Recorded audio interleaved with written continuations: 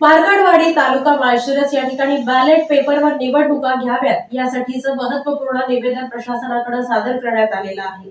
मार्कडवाडी तालुका माळशिरस येथील ग्रामस्थांनी बॅलेट पेपरवर मतदान घेण्यासाठी तालुका प्रशासनाकडे निवेदन देण्यात आले आहे। त्या अनुषंगाने माळशिरस विधानसभा मतदारसंघाच्या निवडणूक निर्णय अधिकारी विजया पांगारकर यांनी दिलेला बाईट। नमस्कार, मी विजया पांगारकर, 254 माळशिरस अनुसूचित जाती विधानसभा मतदारसंघाचे निवडणूक निर्णय अधिकारी। गेल्या दिवसभरात मार्कडवाडी या माळशिरसमधल्या एका गावामध्ये मतमोजणीच्या अनुषंगाने काही बातम्या प्रसारित होत आहेत। त्या दृष्टीनं मी आज खुलासा करत आहे। मार्कडवाडी ग्रामस्थांनी परवा तहसीलदार यांच्याकडे चाचणी मतदान आणि एक्झिट पोल घेण्यासाठी शासकीय यंत्रणा उपलब्ध करून द्यावी अशा तऱ्हेची लेखी मागणी केली होती। वस्तुतः मतमोजणीची प्रक्रिया दिनांक 23 नोव्हेंबर रोजी पार पडली। त्यानंतर विहित पद्धतीनं निकालाची घोषणा करण्यात आलेली आहे आणि एकंदरीत निवडणुकीची प्रक्रिया समाप्त झालेली आहे। त्यानंतर चाचणी मतदानाची आणि एक्झिट पोलची मागण्यासाठी शासकीय यंत्रणेची मागणी करणं हे अत्यंत गैरलागू आहे। याशिवाय अशा प्रकारची चाचणी मतदानाची कोणतीही तरतूद कायद्यामध्ये नाही आहे। चाचणी मतदान हे मतदानाच्या प्रक्रियेदरम्यान काही शंका उद्भवल्यास घेण्याची वेगळी तरतूद आहे, परंतु अशा प्रकारची ग्रामस्थांकडनं मागणी आली, त्यामुळे त्याला कुठलाही कायदेशीर बेस नसल्याने आणि सर्वात महत्त्वाचं म्हणजे मतदान आणि मतमोजणीची प्रक्रिया ही विहित पद्धतीनं माननीय निवडणूक आयोगाच्या सर्व निर्देशांचं पालन करून पूर्ण करण्यात आलेली आहे। मार्कडवाडी या गावामध्ये एकूण 3 केंद्र आहेत। या 3ही केंद्रांमध्ये प्रत्यक्ष झालेलं मतदान आणि मतमोजणीत मोजण्यात आलेली मतं यात अजिबातही तफावत आढळून आलेली नाही। याशिवाय या मतदानाच्या दिवशी तिथे एकूण 3 केंद्र आहेत, त्या 3ही केंद्रांवरती पोलिंग एजंट्स उपस्थित होते, त्यांच्याकडून कुठलीही तक्रार उपस्थित झालेली नाही। मतमोजणीच्या दिवशीसुद्धा मतमोजणी एजंट्स उपस्थित होते, त्यांच्याकडनं सुद्धा या केंद्रांची मतमोजणी चालू असताना किंवा झाल्यानंतरसुद्धा कुठलीही तक्रार उपस्थित झालेली नव्हती। आणि आता मतमोजणीची प्रक्रिया संपल्यानंतर विहित पद्धतीनं निकालाची घोषणा झाल्यानंतर आणि निवडणूक प्रक्रिया समाप्त झाल्यानंतर जवळपास 6 दिवसांनंतर अशा तऱ्हेची मागणी ग्रामस्थांकडनं करण्यात आलेली आहे। त्यामुळे ती मागणी फेटाळून लावण्यात आलेली आहे।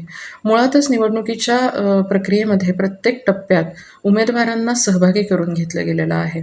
निवडणुकीच्या तयारीच्या प्रत्येक टप्प्यात सहभागी होण्यासाठी त्यांना लेखी पत्र देण्यात आलेली होती आणि त्याप्रमाणे उमेदवार किंवा त्यांचे प्रतिनिधी हे उपस्थित झालेले आहेत। वेळोवेळी म्हणजे मशीन तयार करताना अभिरूप मतदान 1000 मतांचं काही निवडक मशीन्सवर घेतलेलं आहे, त्याच्यात ते तफावत आढळून आलेली नाही। त्यानंतर संपूर्ण 345 केंद्रांवरती मतदानाच्या दिवशी सकाळी अभिरूप मतदान घेण्यात आलं होतं 50 मतांचं, त्यातही कुठेही तफावत आढळलेली नाही किंवा कुठल्याही तक्रारी प्राप्त झालेल्या नाही आहे।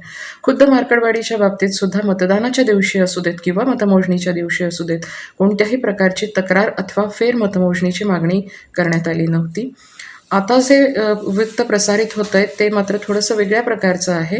मार्कडवाडी ग्रामस्थ हे येत्या 3 तारखेला मतपत्रिकेवर मतदान घेत असल्याची बातमी प्रसारित होती आहे, पण मुळात मला हे स्पष्ट करायचं आहे की अशा प्रकारची कोणतीही मागणी या ग्रामस्थांकडनं प्रशासनाकडे करण्यात आलेली नाही।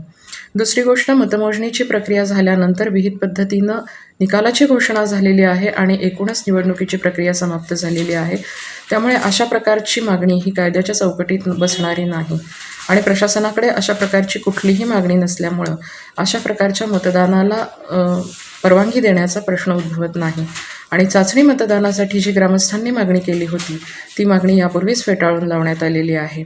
मला पुन्हा एकदा या ठिकाणी स्पष्ट करायचं आहे की मार्कडवाडी या गावामध्ये 96, 97, 98 ही 3 जी केंद्र आहेत त्या केंद्रांमध्ये मतदानाच्या दिवशी आणि मतमोजणीच्या दिवशी जी प्रत्यक्ष मतदान झालं आहे आणि प्रत्यक्ष मतं मोजली गेलेली आहेत, यात काडीचीही तफावत आलेली नाही।